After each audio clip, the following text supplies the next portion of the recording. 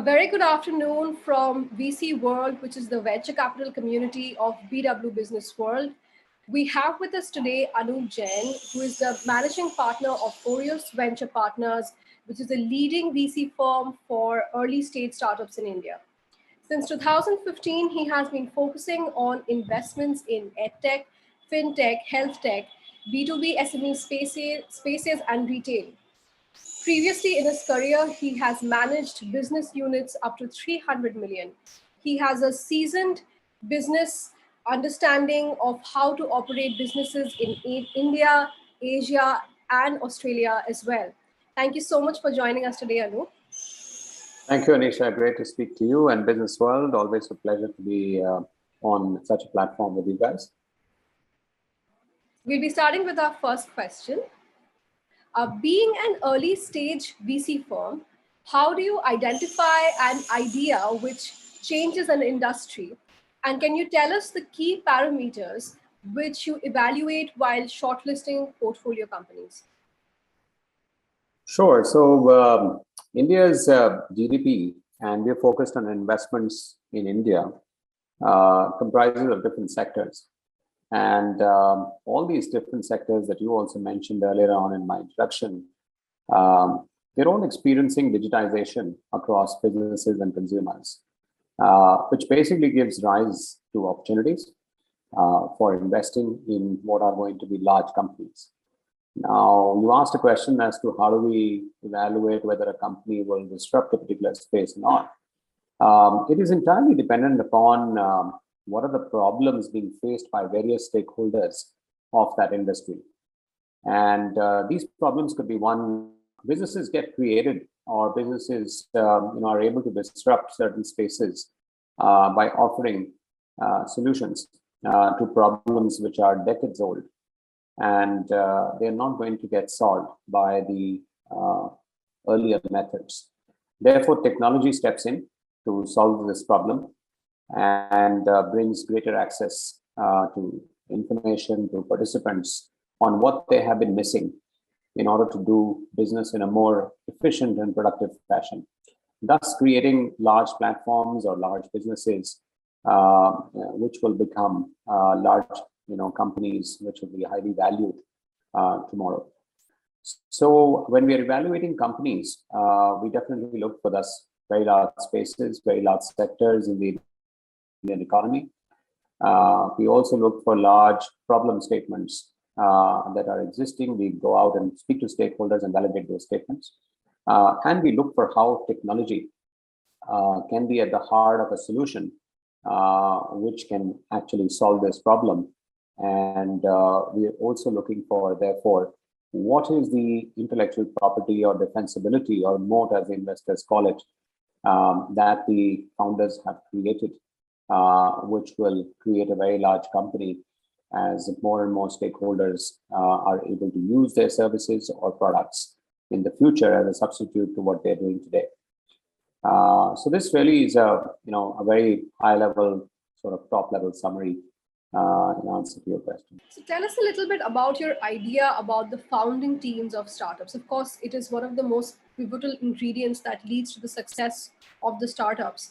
So what do you essentially look at when you're investing in those teams? Are you looking at their academic qualifications? Are you looking at work experience?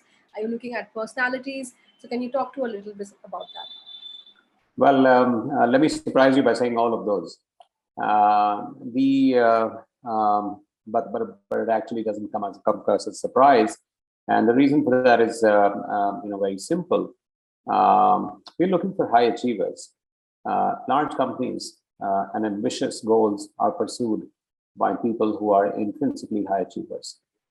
They could be surrogates to see how they have been high achievers in their past. It could mean leadership positions. It could mean academic qualifications of a very high order. It could also mean achievements despite the absence of either of these as well, right? It could also mean setting up companies, maybe which have failed for one reason or another, and they have learned from it, but not given up their dream of creating yet another company. So tenacity and perseverance is one of the highest qualities that we'd like to see in entrepreneurs. And the reason, again, is very simple. Building a large company is not an overnight job. It takes years of hard work, passion, and of course, intelligence. So all three of these have to be there as symbolized by their past or present, which helps us to take an early stage bet in what the future could be, if they pursue the dream that they have shared with us. Orios has been betting big in the D2C sector and has been investing in marquee startups like Country Delight, Farm Easy, MobiQuick, and others. Can you tell us a little bit about why the D2C sector is gaining momentum in India and what essentially is garnering the growth of this sector in the country? So the direct-to-consumer brand space in India has been growing. And it is no different from, some another part of the world, for example, the US or Europe or even other developing economies, where a fresh new bunch of consumers, Gen Zs, millennials, they don't, reflect the same habits possibly as the baby boomers or their parents. Their parameters for rating and evaluating products has changed. They want freshness of concept and thought. There is also a great emphasis on removal of baddies, which essentially means, for example, in cosmetics, you'll often see, hey, no animal testing, no parabens, no alcohol, things like that. So there's a growing consciousness about how each of these ingredients can be detrimental to our health and the planet. And therefore, consumers are looking for satisfying themselves about the quality of the product, even though they may be paying not such a premium price, but they want to get the best for themselves. Traditionally and historically, also, there have been large entry barriers to launching big D2C brands. And the reason is very simple. It was created by the offline brands, essentially because the only way of generating awareness for a large brand was to go on TV. And that required a huge amount of money. That required, signing up movie stars. And that also meant that there has to be a large distribution channel investment that is made before the product can be made actually aware as well as available near a consumer's home or neighborhood, where they can actually go ahead and sample, taste, try that product, and then decide whether to buy it frequently thereafter. All these parameters have actually changed due to the internet. Now, we don't require movie stars to generate awareness for brands. They can be generated by our friends who are very active on Instagram, and their recommendations carry far more weight than a A-lister or a B-lister who's been paid to act in a 30-second commercial. Also, we can read reviews on the internet, right? Literally about everything that we consume today, whether it's a hotel room, whether it's a shampoo, whether it's even a pet product. So we are now in a completely free economy, which is no longer dependent upon these, I would say, crutches of the past. And brands, good brands, can find their way into people's hearts and homes by doing what the consumers really want them to do, which is deliver great product satisfaction, be absolutely kosher on the ingredient quality, and stand worth their money being paid by the consumers.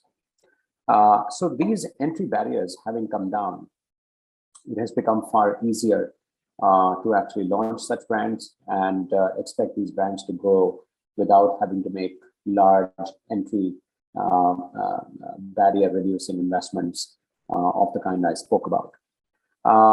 Of course, over the last couple of years, even influence on social media has also been difficult to buy.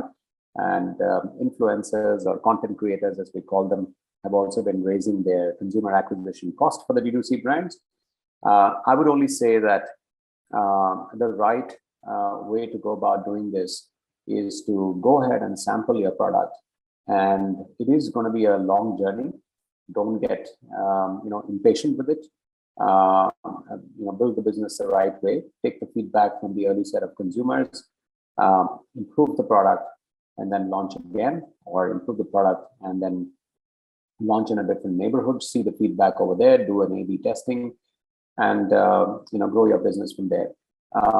Overnight, trying to purchase awareness has become difficult with consumer acquisition costs going up.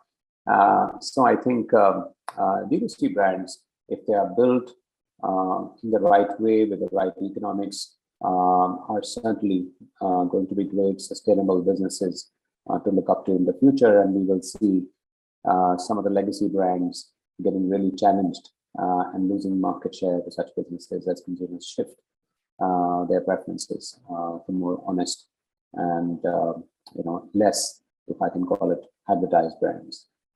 Of course, India is a very diverse country and has an extensive range of consumers.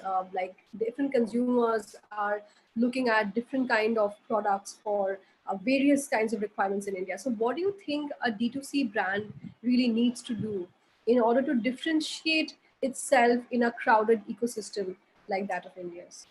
So the first and the foremost thing, I think, for a D2C brand is to differentiate itself on product. Now, many founders, spend a lot of money over there and put in features which consumer may not need. So it is very important that we figure out which are the most important, gaps in the market. What is the size of the audience behind it? What is the frequency they're likely to buy at? What's the kind of estimated market share that such a proposition at such a price can fetch, which gives you a size of the business that you can chase, and then put together a good product proposition against it. And then there is no substitute to testing the product with consumers. Product is at the heart of D2C brand because you can generate a lot of awareness, you can even purchase it, but if it is not going to do what it's supposed to do, it is not going to lead to loyalty and repeat usage. The leaking bucket is going to be far more than the number of consumers that are getting at it every day. So therefore, product is at the heart of it. The second thing is obviously communication. The communication has to be spot on. The tools that you use to communicate, whether it's on social media, which is the first choice of D2C brands today, it has to be absolutely appropriate. So if you're using influencers, if you're using consumers as influencers, or indeed if you're purchasing advertising to generate initial awareness, then knowing that what is the unit economics of sending that product home, because it involves logistics costs as well, while it does not include distribution cost of putting it on a shelf in a supermarket, but still that cost can be quite prohibitive, especially if the average order value is low. So the unit economics have to be really worked out in a way that the consumer acquisition cost is in control, and a longer relationship can be made with the consumer based on product satisfaction and a feeling of great value for money that a consumer is left with. I think we'll all find this example relatable if I say that, when you go to a new restaurant, you have a great meal, you get great service, the environment is excellent, you have great conversations. The moment you're about to leave, you call for the check. When you pay the money and you get up, it's when that decision is made whether you're going to recommend the same restaurant to others, whether you're going to come back to it yourself. And that essentially, the summary of that is whether you experience great value for money or not. So it's no different for any direct-to-consumer product or a service If you feel that the brand understood you, you got the product attributes that you wanted, it delivered on what it was promising, and it delivered that at a good price. If there was an issue, you were able to address it directly with the brand in an effortless manner. They do not make you jump through several hoops to address that feedback, and they're responsive. I think all in all, basically leads to a great value for money experience being left over, and that causes you to return to the brand and makes you reframe the consideration set in that category, instantly. So so I think that is possibly a long answer to your question. My next question is around how these brands can essentially expand in international markets. And of course, as we all know that you've worked earlier as a strategy professional, expanding teams and their operations in Asia and in Australia. So can you maybe talk to us a little bit about if when these D2C, Indian D2C brands are going global and are expanding in these international markets, then what are the aspects that they possibly need to consider when they are conducting this expansion? So I think the rules and principles that exist in India are no different, overseas as well. It's just that the economics change out. The labor rates are different in developed countries. The rates for advertising are different in developed countries. The average pricing is also different in those countries. In fact, the maximum retail price as a regime exists mostly in India, and you can fluctuate your retail price in the trade as also online in some of the other countries as a matter of regulation. So one is able to therefore apply those same principles. I hope that the product proposition is an international one. That is the most critical. And then, of course, the change in communication. Every communication needs to have an insight to be making the benefit more relevant for the consumers. And that definitely will vary from one country or one culture to another. It's no different from, I guess, doing advertising in different parts of India, or, because culturally we're a collection of different cultures, right? So therefore, I think that has to be kept in mind as well. But yes, the principles are no different. My next question is around the surge of VC and private equity investments that has been happening post the pandemic. And as we know, the global markets are experiencing a surge in VC and private equity investments since 2020. Could you give us an understanding of why there has been a surge of such investments in the market, and if there might be any contradictory side to it, or any contradictions where it might negatively affect the market? So investments in the tech economy has been on a rise, particularly during the pandemic, for very clear reasons. The economy has digitized all over the world far faster during the pandemic than it would otherwise have. And we all have felt it in different parts of our life, whether it's ordering, delivery of grocery, whether it's ordering delivery of medicines, whether it's doing teleconsultations, whether it's doing online classes, for the kids, and so on and so forth. So even on the business side, most businesses, small, large, who were hedging for a long period of time, whether to make those digital investments or not, they have suddenly opened up to the prospect that they have to digitize and digitize really fast. So the digital transformation journey of businesses has also accelerated. And this is the reason why different startups, all of them obviously being tech, have garnered a lot of investments globally. And India has received more than its fair share because India is a very strong emerging economy. We were number 5 or so in the ecosystem, and now we're number 3 with 100 plus unicorns, as you heard and read recently. So the investment has been pouring into the country. India is known for its tech superpower. We're known for a large market. There is a large GDP per capita growth that is possible when you compare ourselves to China over the last 20 years, and that being the second largest ecosystem. So therefore, it was quite want to have received this share of attention.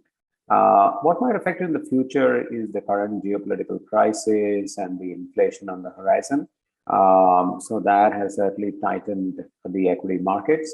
All markets are related to each other, as we know. So investors invest across asset classes, and investors in venture capital are institutions and sophisticated investors.